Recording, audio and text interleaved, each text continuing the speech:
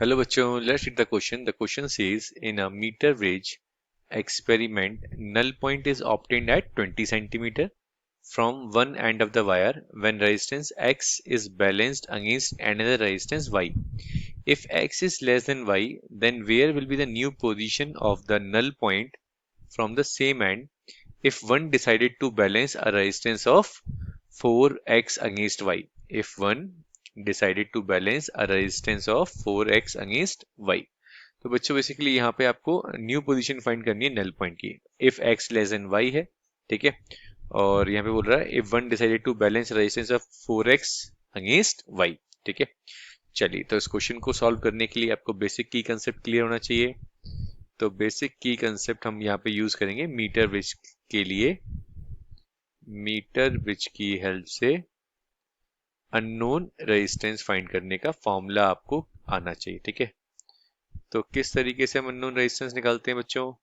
तो इसका basic condition होता है P by Q equals to R by S, ठीक है। ये हमारी बैलेंसिंग कंडीशन होती है किसकी? मीट स्टोन ब्रिज की। This is the balancing condition of wheat stone bridge, ठीक है। तो मीटर ब्रिज किससे वर्क करता है?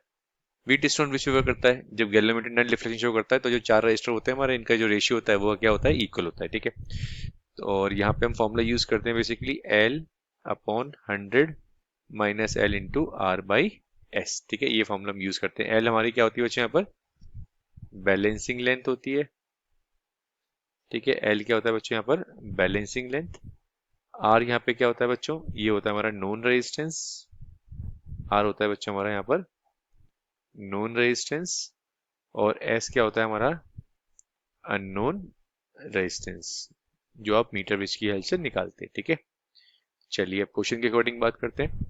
तो यहाँ पे आ जाएगा बच्चों हमारे पास, अब यहाँ पे R और S को मैं एक काम करता हूँ, क्वेश्चन के अकॉर्डिंग हम लिख रहे हैं X और S को मैं लिख रहा हूँ बच्चों Y, जिससे कोई कंफ्यूजन क्रिएट ना हो, ठीक है। चलिए पहली step, X upon y. Balancing line कितनी है बच्चों? 20, और रिमेनिंग लाइन कितनी हो जाएगी? 80। तो यहाँ से ये आ गया 1/4। तो यहाँ से बच्चों हम लिख सकते हैं y इक्वल्स टू 4x। तो हमारे पास y कितना आ गया बच्चों? 4, मतलब अननोन रेजिस्टेंस कितना आ गया? 4x के इक्वल आ गया, ठीक है। चलिए अब आगे सॉल्व करते हैं। तो ये वैल्यू आ जाएगी बच्चों हमारे पास नेक्स्ट क्वेश्चन के अकॉर्डिंग। अब जो रेजिस्टेंस है बच्चों हमारे पास, नोन रेजिस्टेंस कितना हो गया? 4x हो गया। अननोन रेजिस्टेंस कितना मान लिया आपने? y। अब बैलेंसिंग लेंथ आपको फाइंड करनी है, तो L अपॉन 100 माइनस L। इसको आप लिख सकते हैं 4x अपॉन y। कितना आया था बच्चों हमारे पास? 4x आया था। L upon 100 minus L। तो 4x से 4x बचेगा 1। 1 equals to L upon 100 minus L, which is equals to 100 minus L is equals to L।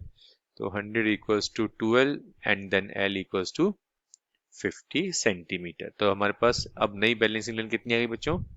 50 centimetre आ गई। ऑप्शन चेक कर लेते हैं एक बार। फर्स्ट ऑप्शन है 50 सेंटीमीटर ही है, करेक्ट ऑप्शन फर्स्ट ही आ गया। Second incorrect, third incorrect and D option is also incorrect. तो बच्चों फर्स्ट ऑप्शन हमारा करेक्ट है। So our correct option